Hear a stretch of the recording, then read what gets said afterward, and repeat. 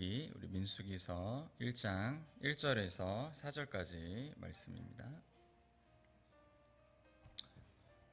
우리 민수기서 1장 1절에서 4절까지 말씀 들리시죠 이제?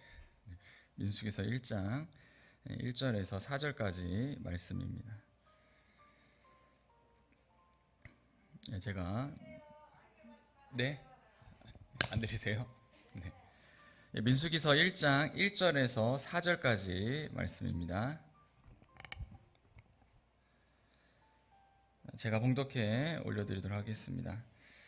이스라엘 자손이 애굽 땅에서 나온 후 둘째 해 둘째 달 첫째 날에 여호와께서 시내 광야 회막에서 모세에게 말씀하여 이르시되 너희는 이스라엘 자손의 모든 회 중 각 남자의 수를 그들의 종족과 조상의 가문에 따라 그 명수대로 계수할지니 이스라엘 중 20세 이상으로 싸움에 나갈 만한 모든 자를 너와 아론은 그 진영별로 계수하되 각 지파의 각 조상의 가문의 우두머리 한 사람씩을 너희와 함께 하게 하라. 아멘. 오늘 민수기서 1장 1절에서 4절까지 말씀을 통하여서 놀라운 구원의 삶이라는 제목으로 같이 하나님 말씀을 나누도록 하겠습니다. 민수기서는 구원받은 이스라엘 백성들이 하나님께서 약속하신 가나안 땅을 향해 나아가는 그러한 성경이죠. 그래서 가나안 땅을 향해 나아갈 때 겪게 되는 또 광야의 여정이 기록된 성경이 바로 민수기서입니다. 그래서 시내산에서부터 가나안 근처 모압 평지까지 그 여정, 그 광야의 여정을 다루고 있는 성경이 바로 민수기서입니다. 그래서 우리 민수기 1장 1절을 보도록 하겠습니다. 민수기서 1장 1절을 보시면은 이스라엘 자손이 애굽 땅에서 나온 후 둘째 해, 둘째 달, 여러분들 성경을 보시기 바랍니다. 성경을 보세요. 네, 이쪽 보셔도 되고. 자, 민수기서 1장 1절을 보시면 지시하는 때는 1장 1절을 보시면은 이스라엘이 애굽에서 나온 지 둘째 해, 2년, 그러니까 둘째 달, 두 달, 첫째 날, 1일 그때입니다. 이때 이스라엘은 거의 그러니까 1년을 시내산 광야에서 보냈습니다.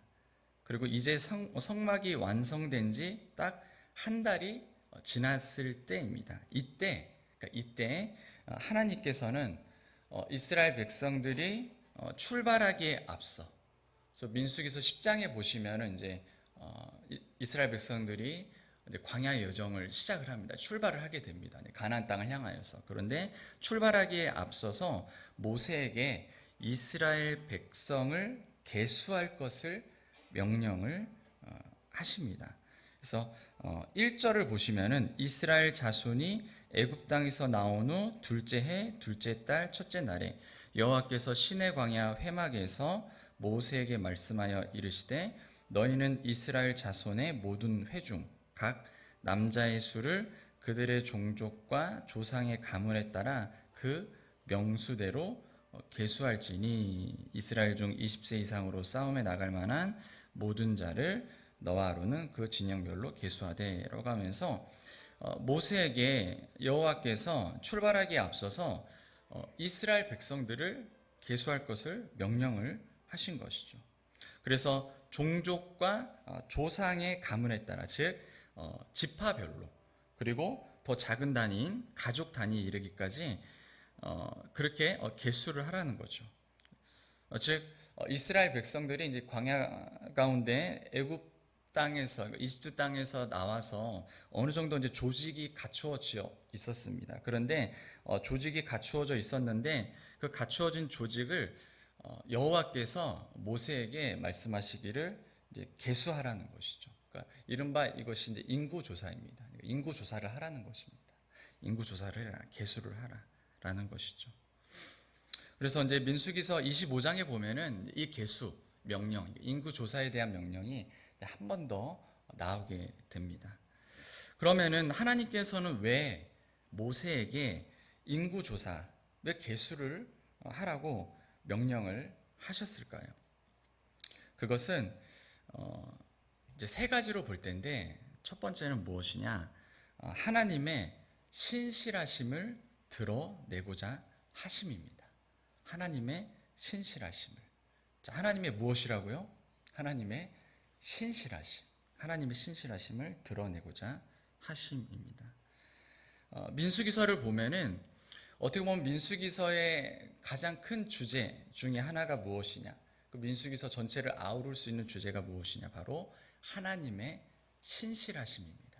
즉 하나님께서는 약속하신 것을 반드시 이루시는 하나님이시다라는 것이죠.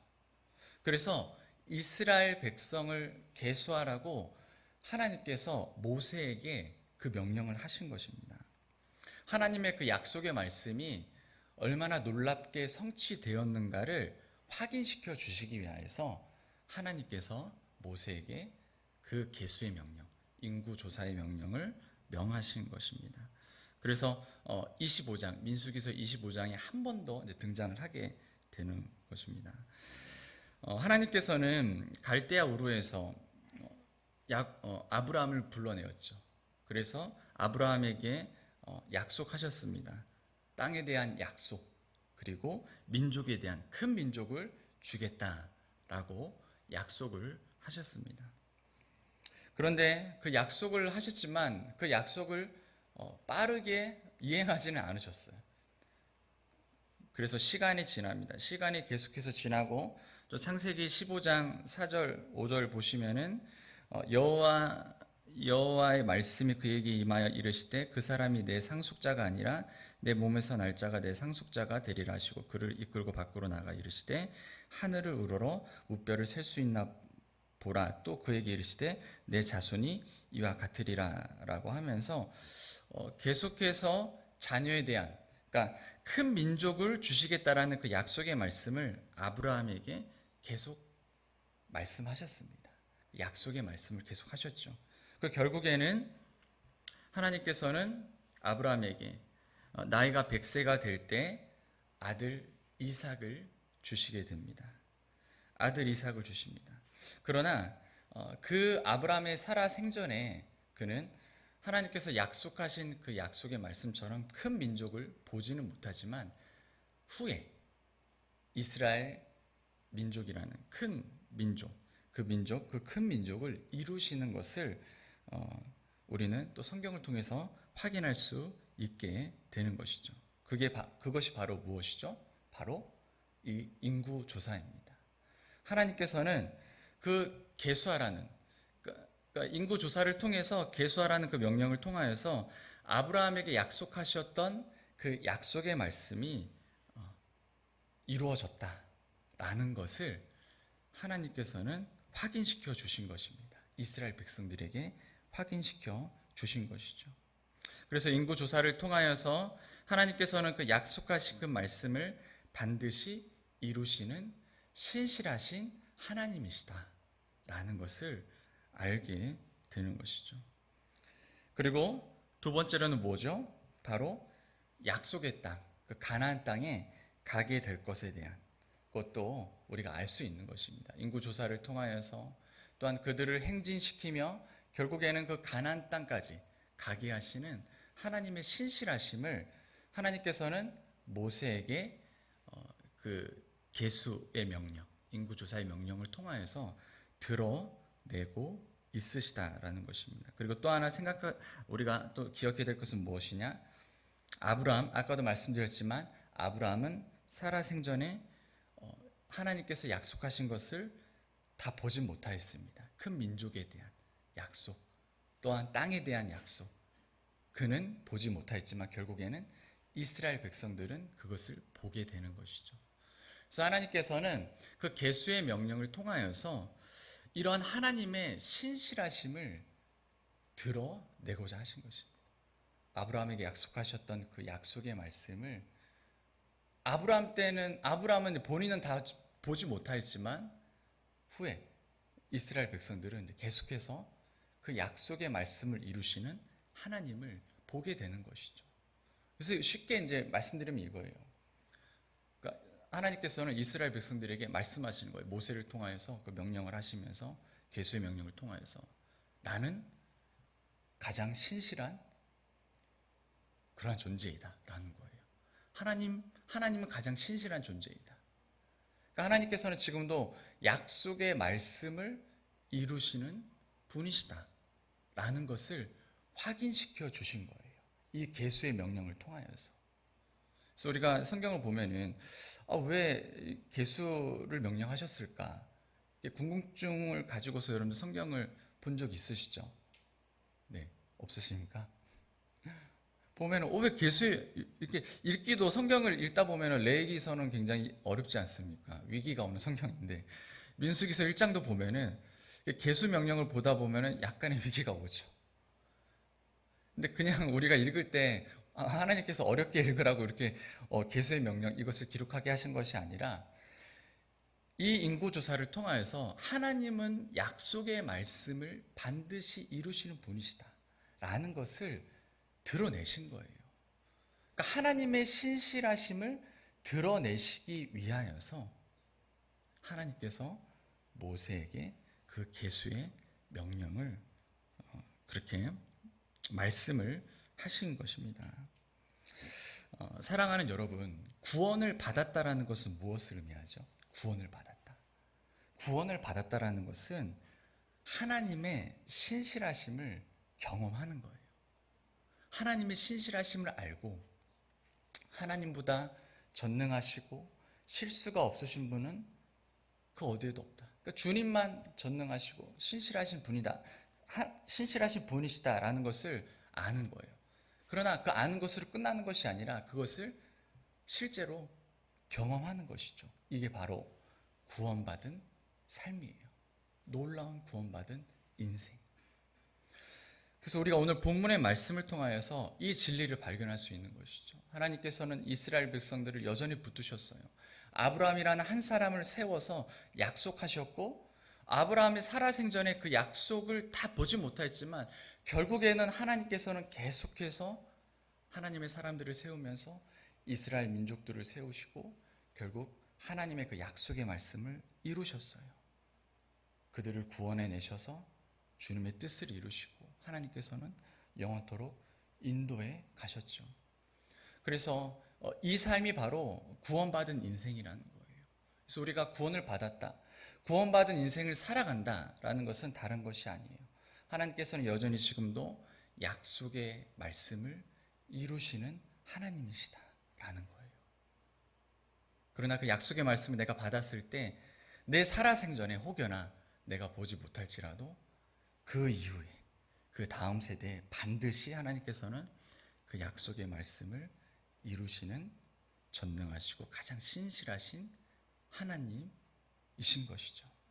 그래서 우리가 그 주님, 그 신실하신 주님을 우리가 의지하면서 삶을 살아가는 삶, 이 삶이 바로 어떠한 삶? 바로 구원받은 삶이라는 거예요. 그래서 여러분들 성경을 우리가 계속 보잖아요. 성경을 보고 암송을 해요. 왜 그렇죠? 하나님은 성경을 통하여서 그분을 드러내시고 성경을 통하여서 그분을 알게 하시고 성경을 통하여서 중요한 것은 뭐예요? 일하시는 분이세요. 일하시는 분이세요. 그래서 우리가 말씀을 보는 거예요. 말씀을 보고 말씀을 듣고 담임 목사님을 통하여서 때로는 우리가 서로 모여서 말씀을 같이 읽고 암송하는 이유가 무엇이냐? 여전히 하나님께서는 약속의 말씀을 통하여서 행하시는 분이시다. 약속의 말씀을 통하여서 가장 신실하신 분이시다라는 것을 계속 드러내시는 거예요. 그래서 우리가 이 계수의 명령을 통하여서 이 진리를 발견할 수 있게 되는 것이죠. 지금도 우리가 하나님 말씀을 같이 나누고 있잖아요. 그렇죠? 우리는 지금 하나님을 대하고 있는 거예요. 언제나 우리를 떠나지 않으시는 분이시지만, 언제나 함께 하시는 분이시지만, 또 예배를 통하여 같이 말씀을 나누면서 그분은 정말 하나님은 가장 신실하신 분이시지. 나에게, 또 우리에게, 또 우리 공동체 안에서, 또 우리 가정 안에서 가장 신실하신 분이시지. 이것을 확인하면서 다시 한번 우리가 약속의 말씀을 붙들게 되는 것입니다. 그래서 이 계수, 이 인구 조사의 그 첫 번째 의미가 바로 하나님의 그 신실하심입니다. 그래서 하나님께서는 구원받은 백성들을 그 신실하신 그 약속의 말씀 안에서 이끌어 가시는 그러한 하나님이십니다. 그리고 두 번째는 인구 조사 명령에 있어서 두 번째 의미는 무엇이냐?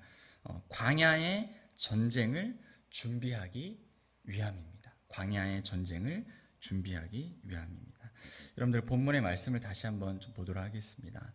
2절 또 3절 말씀이죠. 2절, 3절, 4절 말씀 같이 한번 읽도록 하겠습니다. 우리 2절, 3절, 4절 우리 같이 한번 읽겠습니다. 자, 시작. 너희는 모든 회중 종족과 진이 이스라엘 중 20세 이상으로 싸움에 나갈 만한 모든 자를 너와 아론은 그 진영별로 계수하되 각 지파의 각 조상의 가문의 우두머리 한 사람씩을 너희와 함께 하게 하라. 여러분들 본문의 말씀 보시면은 계수할 때 어떻게 계수하죠? 3절에 보시면은 20세 이상으로 싸움에 나갈 만한 모든 자를, 그러니까 싸움에 나갈 만한 모든 자를 계수하라는 것이죠. 자, 여기서 우리가 볼 수 있는 것이 무엇이냐면은 싸움에 나갈 만한, 즉 그 광야의 행진을 할 때, 그러니까 가나안 땅까지 갈 때 그 전쟁이 있다라는 거예요. 그러니까 전쟁이 있다라는 거예요. 그래서 그 싸움을 준비시키기 위하여서 그 영적인 전쟁, 그 정복 전쟁을 준비시키기 위하여서 하나님께서는 모세에게 그 인구 조사의 명령을 하신 것입니다. 그래서 여기서 보시면은 싸움에 나갈 만한 3절에 보시면 이스라엘 중 20세 이상으로 싸움에 나갈 만한 모든 자를 너와 아론은 그 진영별로 계수하되. 그래서 광야 여정을 갈 때 반드시 싸움이 있다라는 거예요. 그러니까 정복 전쟁이 있다라는 거예요. 여러분들 계속해서 이제 민수기서를 볼 텐데 민수기를 보면은 그 정복 전쟁이 나오게 돼요. 그리고 또 가나안 땅에 가서도 정복 전쟁을 해야 돼요. 그래서 앞으로 있을 그 정복 전쟁, 이것은 하나님의 전쟁인데 하나님께서 이끌어 가시는 전쟁인데 그 전쟁이 있음을 말씀하신 것이고 그 전쟁에 임할 수 있도록 이스라엘 백성들을 또한 준비시키시는 것이죠. 그래서 인구 조사의 그 명령의 그 두 번째 의미가 바로 광야에서의 그 전쟁을 준비하기 위함입니다. 이스라엘 백성은 훈련된 군인들이 아니었어요. 대다수 남자들은 다 건설 현장에서 혹사를 강요당한 노예들이었죠.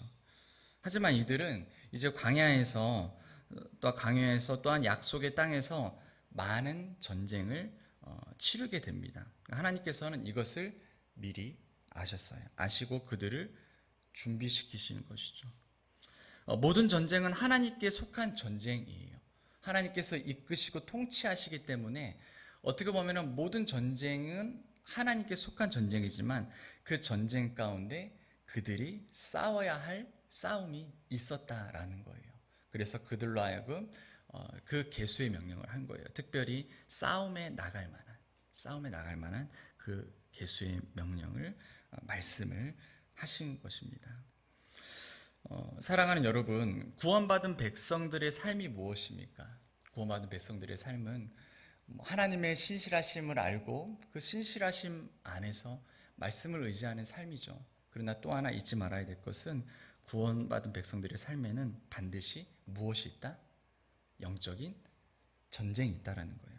그러니까 정복 전쟁과 같은 이런 것이 있다라는 거예요.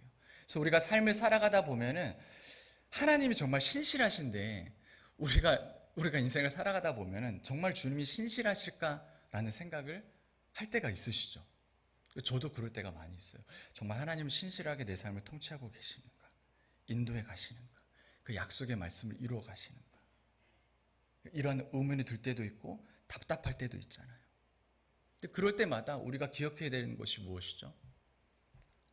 여전히 하나님은 내 삶을 인도해 가신다 라는 그 말씀을 기억하면서 우리는 그 삶의 현장에서 정말로 의문이 드는 또 답답한 그런 삶의 현장에서 우리는 말씀을 붙들고 그 영적인 전쟁, 그 정복 전쟁을 해 나가야 하는 것이죠. 그래서 이스라엘 백성들에게도 그 광야의 여정 가운데 수많은 싸움이 있을 거예요. 하나님 정말 신실하시고 대장이 되시고 인도자가 되어 주시는가? 정말 통치자이시고 진정한 왕이신가? 전능한 분이신가?에 대한 그 싸움이 있을 거예요. 하나님께서 인도해 가시는 삶이지만 그들도 광야의 여정을 걸어가야 하기 때문에 반드시 그 싸움이 있어요. 그래서 그들을 준비시키는 거예요. 군사로서 준비시키면서 그 광야 여정 가운데 그 정복 전쟁이 있지만 그 정복 전쟁 가운데 쓰러지지 않고 승리할 수 있는 바로 그 길로 인도에 가시기 위하여서 하나님께서는 이스라엘 백성들에게 그 대수의 명령을 하신 것이죠. 싸움에 나갈 만한. 사랑하는 성도 여러분, 우리는 구원받은 백성들입니다. 구원받은 하나님의 자녀입니다. 그래서 우리가 삶을 살아갈 때 반드시 잊지 말아야 될 것이 무엇입니까? 우리의 삶 가운데 하나님께서는 신실하시지만 우리의 삶의 여정에 반드시 그 전쟁이 있다라는 거예요. 정복 전쟁을 치르는 것처럼 전쟁이 있어요. 하나님은 정말 약속의 말씀을 이루시는 하나님이신가? 그 싸움 가운데 있습니다. 그래서 우리는 그 싸움 가운데 하나님 말씀을 의지하면서 신실하신 주님을 바라보면서 그 싸움에 임해야 하는 것이죠. 그럴 때 하나님께서는 반드시 우리에게 승리를 허락하시는 분이십니다. 승리를 허락하시는 분이십니다. 그래서 하나님께서는 이스라엘 백성들에게 그 계수의 명령을 말씀하신 것이죠. 특별히 싸움에 나갈 만한 그 사람들을 세우게 된 것입니다. 그래서 구원받은 인생은 다른 것이 아닙니다. 구원받은 인생은 내 삶 가운데, 우리의 삶 가운데 하나님의 그 약속의 말씀을 붙들고 우리가 치열하게 그 싸움을 하는 것이죠. 하나님은 정말 약속의 말씀을 이루시는 분이시다. 그 싸움을 하는 것입니다. 자, 마지막 세 번째로는 바로 계수의 명령의 세 번째 의미는 기업을 받을 자라는 것입니다. 기업을 받을 자. 약속의 땅에 들어간 후에 가나안 땅, 그 약속의 땅에 들어간 후에 그들이 땅을 분배받게 될 것을 의미하는 것입니다. 그래서 계수의 명령의 그 의미 안에는 가나안 땅, 그 약속의 땅에 들어간 후에 그들이 땅을 분배받게 될 것을 의미하는 것이죠. 그러나 이것은 엄청난 것입니다. 왜냐하면 그 가나안 땅에서 땅을 분배받는다라는 것은 바로 하늘의 유업, 하늘의 기업을 분배받는다라는 것을 의미하기 때문입니다. 그래서 그들로 하여금 그 약속의 땅 가나안 땅에 가서 그들이 그냥 그곳에서 그 가나안 땅에서 그냥 영원히 그 가나안 땅에서 사는 것이 아니라 그 가나안 땅을 분배받으면서 너희들의 기업은 이 땅에 있는 것이 아니라 너희들의 기업은 바로 영원한 하나님 나라의 기업을 상속받는 자이다라는 것을 하나님께서는 이스라엘 백성들을 가나안 땅으로 이끌면서 그 말씀을 하신 것이죠. 그래서 그들이 약속의 땅 가나안 땅에서 땅을 분배받으면서 그들이 하나님의 상속자임을 알게 되는 것이죠. 하늘의 상속자, 하나님의 상속자, 영원한 기업을 얻는 하나님의 상속자임을 알게 되는 것입니다. 그래서 그들로 하여금 하늘 소망을 품게 하는 거예요. 하늘 소망. 이 땅의 소망을 품는 것이 아니라 하늘의 소망을 품게 하는 것이죠. 그 가나안 땅 자체가 목적이 아니라는 거예요. 가나안 땅에서 그들이 그냥 평생을 사는 게 아니라 그 가나안 땅에 가서 그 땅을 분배받으며 그 기업을 분배받으면서 기억해야 될 것은 무엇이냐? 하나님께서 우리에게 영원한 기업을 주실 것이다. 하늘의 기업을 주실 것이다. 라는 것을 이스라엘 백성들은 생각을 해야 했던 것이죠. 그래서 인구조사의 명령, 이 계수의 명령에는 이 의미가 있는 것이죠. 땅의 것에 소망을 두는 것이 아니라 우리가 이 세상을 살아갈 때 많은 것들을 누려요. 하나님께서 베풀어 주셨잖아요. 그러나 그것을 우리가 영원히 소유하는 것이 아니라 그 베풀어 주신 하나님을 보면서 우리는 하나님의 영원한 상속자이다 라는 것을 기억해야 하는 것이죠. 이게 바로 이스라엘 백성들이 가져야 했던 생각이에요. 마음이고 그러니까 삶의 태도인 것이죠. 그래서 이 계수의 명령에는 이 마지막으로 이 세 번째 의미가 있는 거예요. 기업을 받을 자, 하늘의 기업을 받을 자. 영원한 그 하나님 나라의 상속자로서 그들이 하나님께 택함 받은, 구원받은 백성이다라는 것을 하나님께서는 그 계수의 명령을 통하여서 이스라엘 백성들에게 말씀을 한 것입니다. 이렇게 구원을 받는다는 것은 참으로 놀랍고 위대한 일입니다. 이것보다 갇힌 일은 없죠. 우리가 구원받은 백성들은 그 전능하신 하나님, 그 신실하신 하나님의 인도하심을 누릴 수 있어요. 무엇을 통하여서요? 약속의 말씀을 통하여서. 하나님의 약속의 말씀을 통하여서. 지금 우리를 신실하게 인도해 가시는 그 주님을 우리가 경험할 수 있게 되는 거예요. 그리고 또 한 가지 무엇이죠?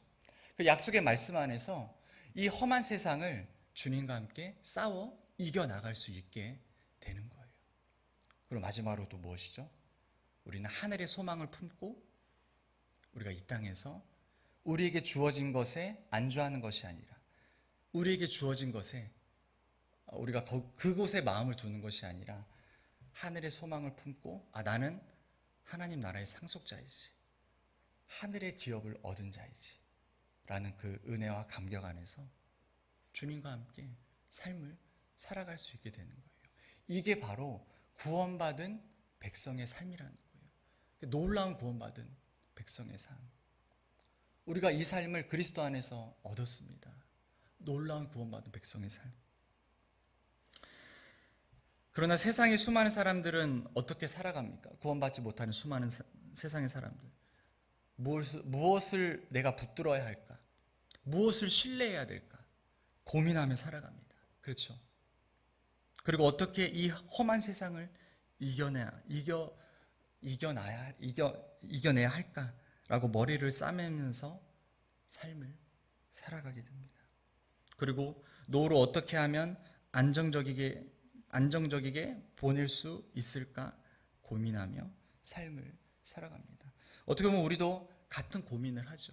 그러나 우리는 이러한 고민 가운데 이 고민으로 끝나는 것이 아니라 이 고민 가운데 여전히 내 삶을 통치하시고 다스리시는 그 주님을 바라보면서 그 모든 염려와 고민을 주 앞에 맡기며 하나님의 인도하심을 실제로 경험할 수 있게 되는 것이죠. 그런데 세상의 사람들은 이런 고민을 하다가 열심히 살아서 돈을 벌어서 여러 가지 것들을 갖추게 돼요. 안정적인 노후, 나름대로 그렇게 보장을 받았다라고 생각을 할 수 있어요. 그러나 그 삶의 끝은 무엇이죠? 결국 무엇이죠? 죽음이에요. 죄의 결과는 사망인 거예요. 사랑하는 여러분, 구원받은 인생이 이렇게 놀라운 인생입니다. 구원보다 값진 것은 없어요. 여러분들 믿으시죠? 그러니까 우리는 오늘 말씀을 통하여서 저와 여러분들은 이 진리를 다시 한번 확인해야 돼요. 구원보다 값진 것은 없어요. 구원의 은혜보다 값진 것은 없고 그 구원을 베푸신 하나님은 여전히 우리를 다스리시고 통치하신다라는 것. 이것을 우리는 절대 잊으면 안 됩니다.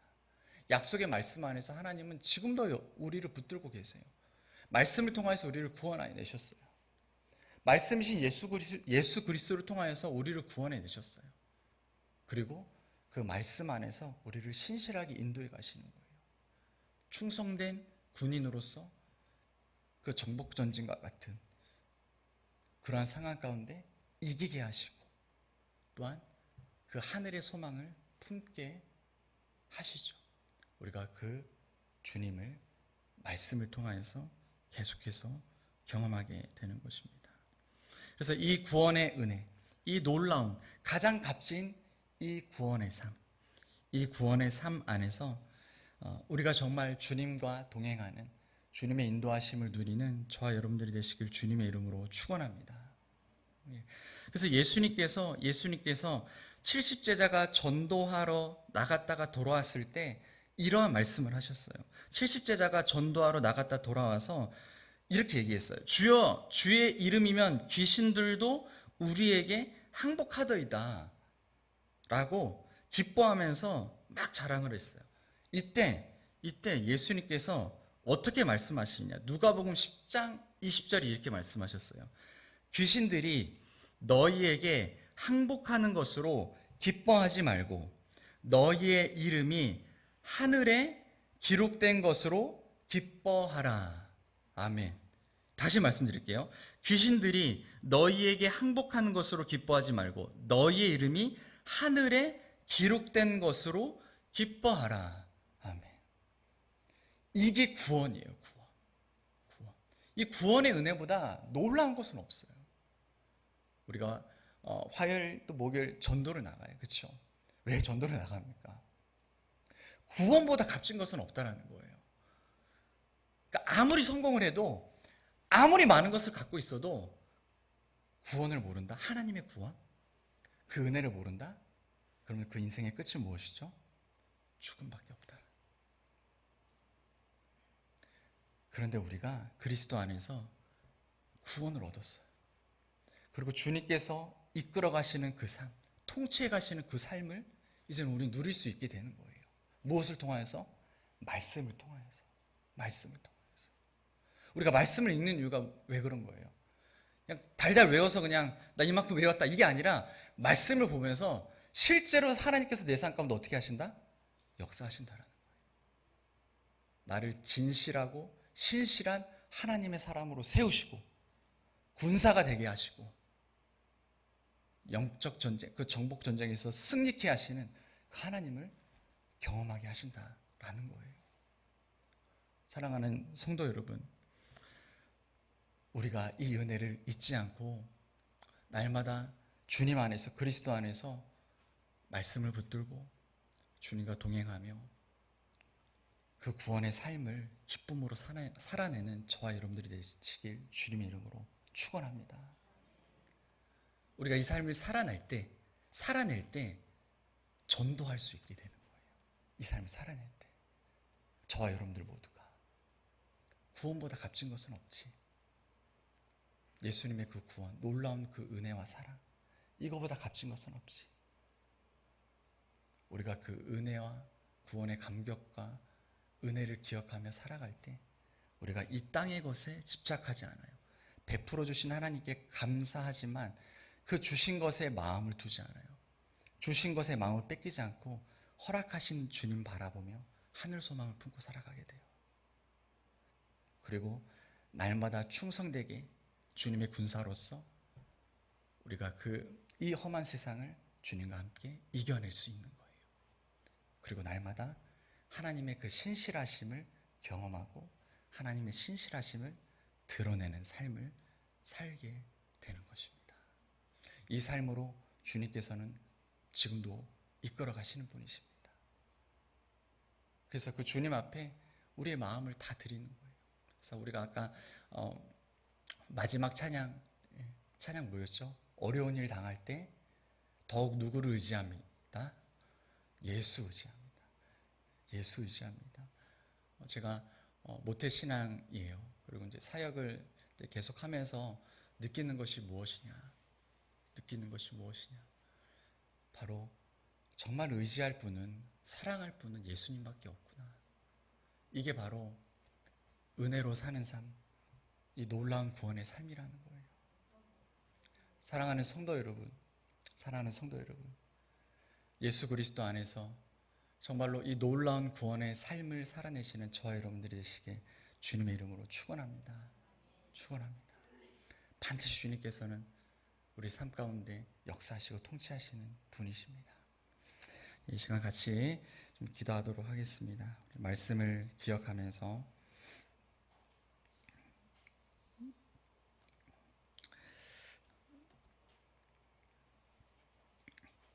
오늘 말씀을 통하여서 하나님께서는 이스라엘 백성들에게 그 인구 조사를 통하여 하나님의 신실하심을 말씀하셨어요. 그 구원해낸 이스라엘 백성들을 향하여서 하나님께서는 여전히 신실하게 그들을 이끌어 가시는 하나님이심을 알게 하여 주셨습니다. 마찬가지로 우리의 삶 가운데 하나님께서는 말씀을 통하여서 여전히 주님은 우리에게 가장 신실하신 분이시고 우리의 삶을 이끌어 가시는 분이심을 알게 하시는 놀라우신 사랑의 하나님이십니다. 우리가 그 주님 앞에 그 주님의 이름을 붙들면서 하나님 내 삶을 주 앞에 다 맡기며 나아갑니다. 하나님께서 이끌어 주시고 인도하여 주시옵소서. 주님의 신실하심을 우리가 바라보며 나의 삶 가운데 내가 환경을 바라보는 것이 아니라 내 삶을 지금도 붙드시는 주님, 그 말씀 안에서는 붙드시는 주님을 바라보며 나아갈 수 있도록 이 시간 주님 앞에 우리의 마음의 고백을 드리시면서 또한 삶을 맡기면서 이 시간 주여 한번 부르시고 기도하도록 하시겠습니다. 주여 하나님 아버지 사랑합니다. 하나님께서 주님이십니다.